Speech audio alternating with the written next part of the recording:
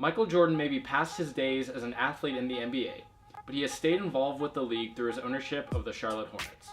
Paying tribute to this off-court role, the Air Jordan 32 CEO dons a sleek black upper with hits of Hornets purple and teal. Let's take a look.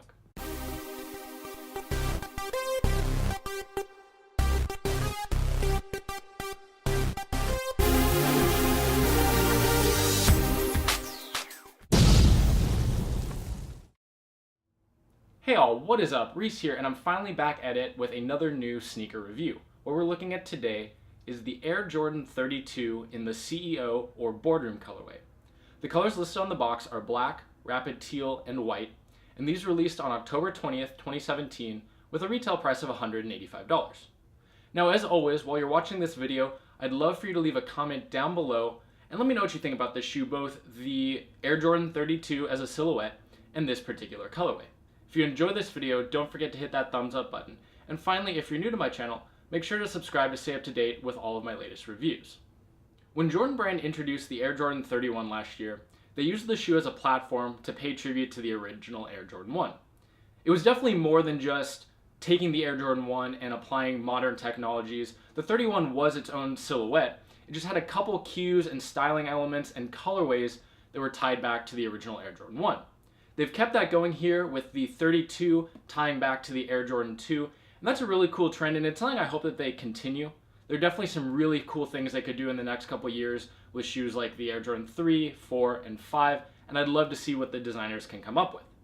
As far as this particular silhouette is concerned, the main inspiration we see taken from the Air Jordan 2 comes in a couple different ways. First of all, just the overall kind of shape of the shoe. The Air Jordan 2 had a very distinctive profile, especially from the side, and you can see that this has kind of a sleeker version of that look.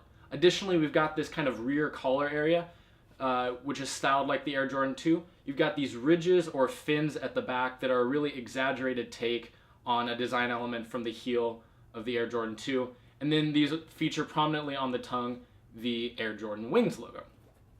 This is the fourth release we've seen of the Air Jordan 32. You had the initial Rosso Corsa or all red pair, and then 2 days before these came out, there was a mid and a low top that both featured the black and red colorway that were specifically tied to the band storyline. They came out on October 18th, which is the anniversary of the day that Michael Jordan's original shoes were banned by the NBA. Now it's important to note that the Air Jordan 2 itself does not have any connection really to that event. Even the Air Jordan 1 doesn't have a true connection. A lot of people think that it was the Air Jordan 1 that was banned, but as most of us know by now, it was actually the Airship. That was before Michael Jordan was wearing his signature shoe. But the reason that the 32s that came out were tied specifically to that band theme was that Jordan Brand is adopting October 18th as kind of Michael Jordan Day, and so going forward, they'll be using that day as a platform to celebrate both Michael Jordan as a person and that specific event that occurred on that day.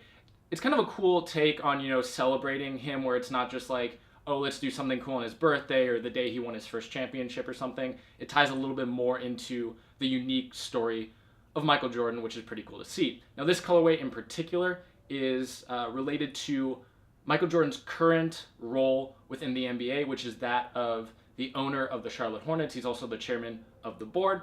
And so you've got basically a black base shoe with hits of teal and purple, again, for the Charlotte Hornets. Now, these released alongside a pair of Air Jordan 16s that also adopted the CEO or Boardroom theme with the black and then hits of purple and teal. Unlike those, however, these were not limited. The 16s were limited to 2,300 pairs total. These were not. I tried to get the 16s, actually. The 16 is one of my favorite silhouettes, and I love this color combination. The Grape 5s is one of my all-time favorite shoes, and so you really can't go wrong with the mix of purple and teal. And it looks really great here with the black base. But so when I wasn't able to get the 16s, it was a no-brainer to pick these up. And I was interested in the 32s anyway, so it just gave me an excuse to grab a pair of those pretty early on in the cycle. I'm sure we'll see some great colorways coming up, but this is definitely my favorite colorway that we've seen so far. But anyway, with all that said, we'll dive now into a close-up view where we can take a look at the colors, materials, technology, and really everything going on with the design of the Air Jordan 32.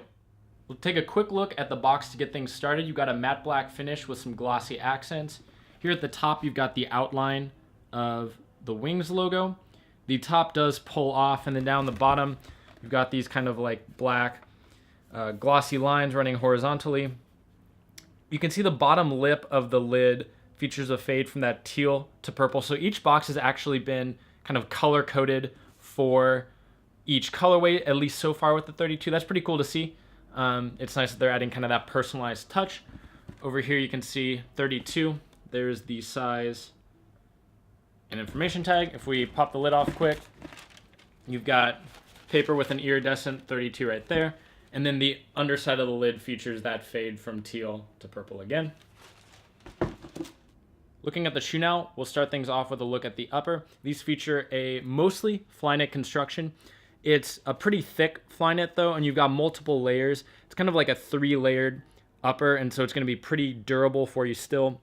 You can see you've got some really, really tight stitching running around, kind of like this band along the bottom of the upper wrapping around the toe box and to the other side. That's done in all black Flyknit. For the upper itself, the main part, you've got these horizontal lines that provide just a little more structural support while still being incredibly flexible, which is a benefit of the knit upper.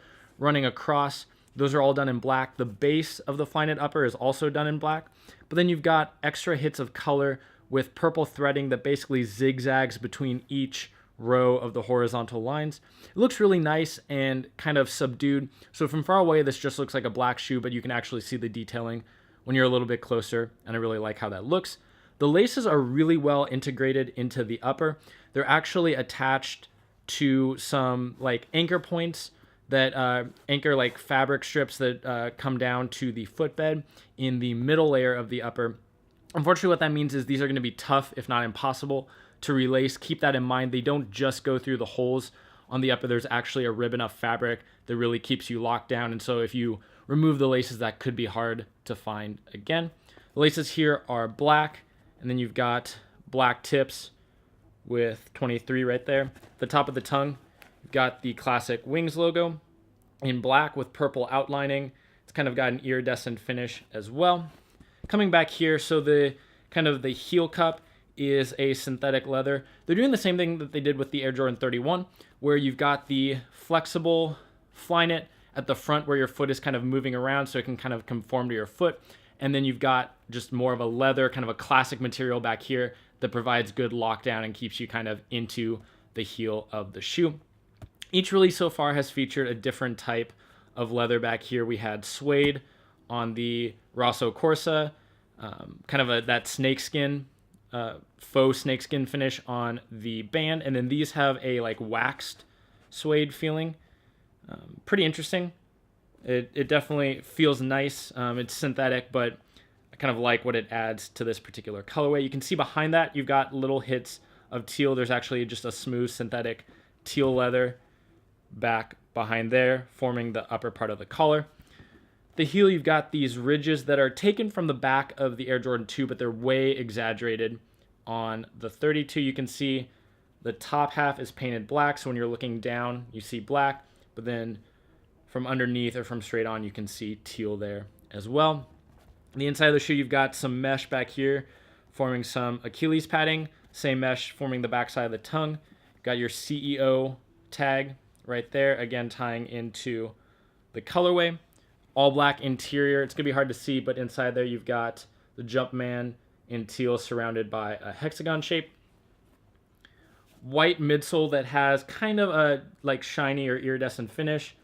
Teal Jumpman right there. That is the only Jumpman we see anywhere on the upper. Nothing on the other side. Flipping to the outsole, you've got this kind of blue purple-ish translucent outsole. Kind of reminds me of the overall colorway we saw for like the All-Star 6s. You can see through there, you've got the Jumpman there in white. Flight Speed branding right there on this plate that peeks through. Now, as far as cushioning goes, so on the 31, we saw a full-length Zoom Air unit. It was unlocked in the front, and just to be clear, what unlocked means is basically all you have is that Zoom cushioning. You don't have any other like Phylon or EVA foam or anything else forming more of a midsole. It's basically just the footbed, then maybe like a spring or moderator plate, and then the Zoom cushioning, and then the outsole. And so on the 31, you basically just had some foam at the rear that got smaller and smaller until the front portion of that bag was unlocked. Here we have a separate front zoom unit and heel unit. The front is unlocked. The heel is not, it's bottom loaded, but it doesn't have very much of that foam above it, so you're going to get a pretty good, comfortable feeling there. Now, these are a little bit stiff because you do have that moderator flight speed plate running all the way through up here, and that does sit on top of the zoom bag here. But once you break them in, they'll be really comfortable. And the thing that's nice too is the zoom units don't protrude out of the bottom like they have on the past few years of Air Jordan signature models. What that means is you're going to have better stability. You're not going to get any sort of wobbliness because the base is a lot flatter here. That should wrap it up for the review of the Air Jordan 32 in the CEO colorway. If you haven't already, definitely leave your thoughts on this sneaker and colorway down below. With all that said, thank you so much for watching and have a great day.